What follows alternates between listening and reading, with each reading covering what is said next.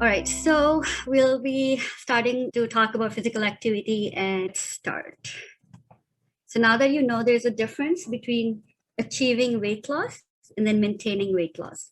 So when it comes to weight loss, it's mostly all about food, controlling the portions of your foods and some activity. But weight maintenance, which is a harder part where, all the hormones are working against us, we need to put a lot more effort in exercise and food together. And that's why it's so much harder. So I'm going to progress from what we've been doing for the last 2 weeks. We're getting you to increase your steps. Now I'll talk to you about the actual recommendations of a healthy prescription for weight loss when it comes to physical activity. So when the top here, this is weight loss. A minimum of 150 minutes per week is recommended when you're trying to achieve weight deficit, weight loss. But when you want to maintain, the number is different. It's 250 minutes or more of physical activity every week to maintain the weight you've already lost. So that's almost 100 extra minutes just to maintain the weight you've lost, because all the hormones are sort of working against us. So what 150 minutes means for weight loss, I don't know where you are at your journey, wherever you are. 150 minutes is about 2.5 hours of moderate intense activity.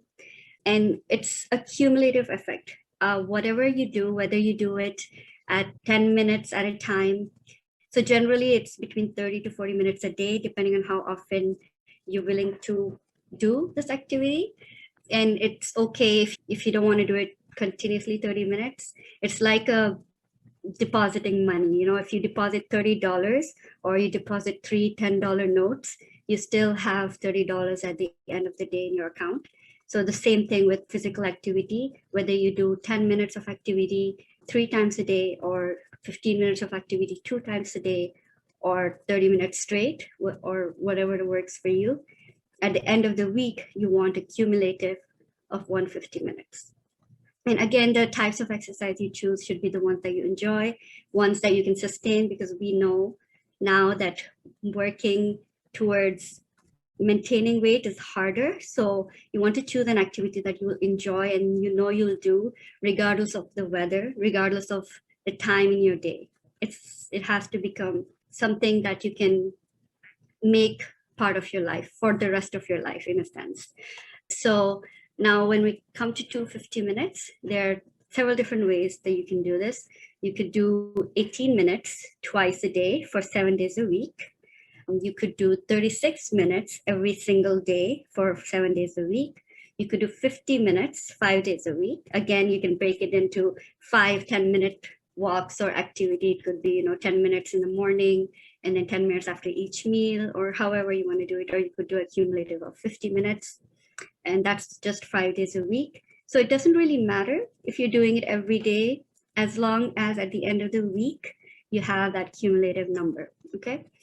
So, and you could also do, if you wanted to do just 3 days a week, you could do a 1.5 hour workout. So the main point is, don't wait. Don't start when you've lost the weight and then you have to start maintaining that weight. That's a lot of new exercises you have to do when you're not even seeing weight loss. So it's better to start soon, start now, get to a habit. You've been walking, you guys are doing really good with your steps. Just start counting how many minutes that's taking you to get to this prescription. So the numbers that I've been giving you in the past is just to get you started. Now this is the actual prescription. So there's so many different ways that you can do this. You can do walk, run, bike, whatever works for you is what we recommend. Whatever is something that you can sustain for as long as you can is the goal. Now, the good news is that walking is enough. About 50% of people who've successfully seen a weight loss of 30 kgs, or that's 67 pounds, close to 70 pounds of weight loss, and those who've maintained it for over 5 years actually did it just by walking exclusively. So it doesn't have to be any special program. A lot of these programs, they may start and then, a few years down the line, they stop. Whatever, again, sustainability is important, and walking for a lot of people, it's easy depending on, how your mobility is.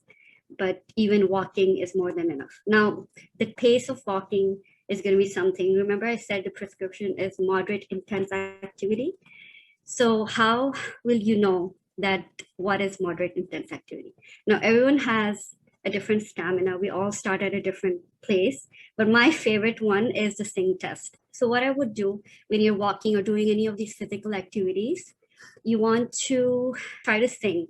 If you're able to sing, you're not doing it intense enough. You need to up your game. You need to do a little bit more faster walking or something. And everybody's stamina will change over time. Maybe today with 3 steps, you'll have shortness of breath. Maybe a few months later, you'll be able to do 10 sets of steps and you can still sing. So it all depends on your stamina. So you should be able to talk. You should be able to speak and hold a conversation. But when you start singing, putting a note together, you shouldn't be able to put it together. You will have to stop and take a quick breath before you continue your note. And that's when you know you're doing a pretty good, moderate, intense activity. Okay. So that would be something I would ask you to do is the next time you walk or do any activity, try to sing. Now, the other recommendation or tip is you can increase your activity. There's to half the time. So instead of doing 250 minutes, if you double the intensity, or it's also called high intensity interval training. So a couple days a week, you could actually half the time by doubling up your intensity. So if you're able on days, let's say 1 day a week, you decide, okay, I can't do my 30 minutes. You can do 15 minutes of high intense activity where your heart rate is really fast. And a lot of these apps actually can tell you if you're doing a pretty good intensity, and that way you can half your time. So it's really on you. If you don't have the time in your week for doing 250 minutes, then you can reduce it to 125 minutes of high intensity. But I'm just giving you options here. You don't always have to do this, but it does help to have high intensity trainings a couple days a week because that helps in the fat burning process. Okay, so this is different numbers from the steps. We'll still use the steps if you still want to, or we could use this. Now, I want you to answer from here where you are right now. Do you think you're getting between 0 to 90 minutes a week, or 90 to 150 minutes a week, or 150 to 200 minutes a week, or 200 to 250? So this would be maybe your goal to try to figure out, at least for this week, how much you're actually doing because you want to be awake. So let's say we are at 0 to 90, right? This is a range. So let's say if you're not at 90 yet, your goal will be reach 90 minutes for the week, or maintain that for 2 weeks and then move on to the next set of goals here. Give yourself maybe a goal in the middle, somewhere around 100 minutes, and then try to reach that, celebrate that, and then move on to the next category. Okay. So anything is progress when it's more than what you've been doing in the past. If you've been noticing these 8 weeks, you're going to progress step by step. I'm not going to give you the ultimate goal that we all should be doing eventually, but we are taking stepwise until we are all comfortable with what we're doing, and then we move on. Okay, perfect. Okay, so I'm going to move on from here. So I want you to give yourself this goal, make a plan around. We have given you the numbers, you choose what numbers work for you, how many minutes a week you're willing to do, how many days a week. So put that down. What are you willing to do? Is it just walking? Is it cycling? Is it paddling? How many minutes, the ultimate goal, but then also how many minutes per day. So like say which days of the week. So I want you to be specific. Don't just say 3 days a week, say Monday, Wednesday, Friday, or something like that. Be specific, put a time, just be specific and try to achieve this. And then always you want to make sure there's a way that you'll remember to do this. Anytime you do something, you want to be in the beginning, it takes a couple of times for your body to build habits. That's where, until it's not second nature to you, you know how we wake up, we brush our teeth, that's second nature to us because we've been doing it forever. It's on autopilot. Until these habits don't become autopilot, you have to set reminders. You have to set yourself ways that you'll remember to do it. And obviously make sure you're prepared. So if after breakfast, you decided you're going to do a 10-minute walk, then have something ready, like your, walking shoes or something ready there that reminds you and that you're prepared, like, okay, this is my time.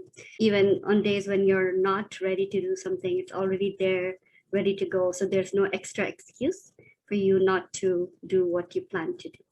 Okay.